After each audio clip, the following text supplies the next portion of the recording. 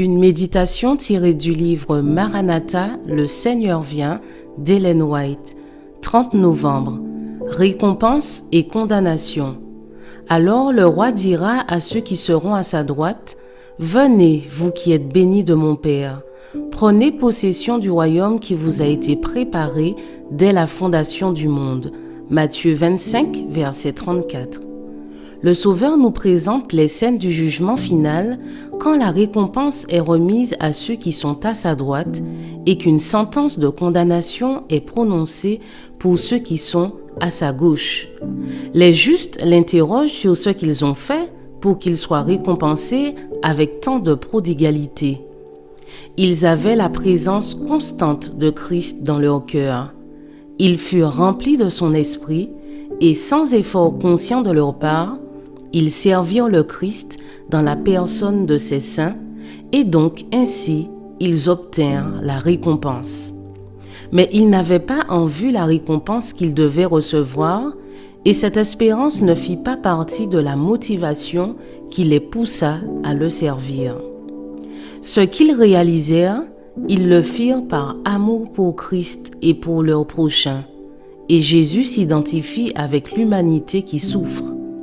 Ils considèrent tous les actes de sympathie, de compassion et d'amour accomplis en faveur des hommes comme ayant été faits à lui-même. D'un autre côté, nous devrions tous avoir du respect envers la récompense de la rétribution.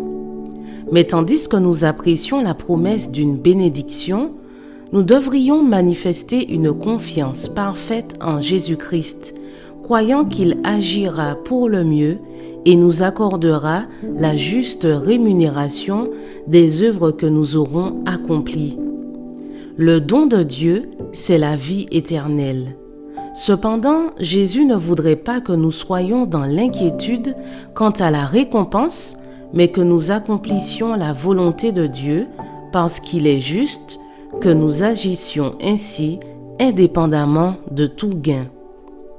Ceux qui recevront la plus haute récompense seront ceux qui seront confondus avec leur activité et leur zèle, leur compassion désintéressée et tendre pour le pauvre, l'orphelin et l'opprimé et l'affligé.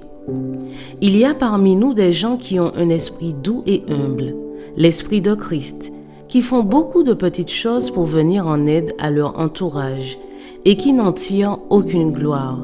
Ils seront tout étonnés au dernier jour de voir que le Christ aura tenu compte d'un mot gentil adressé à quelqu'un qui était découragé, du don le plus modeste destiné au secours d'un pauvre, mais qui a coûté un sacrifice à celui qui l'a consenti.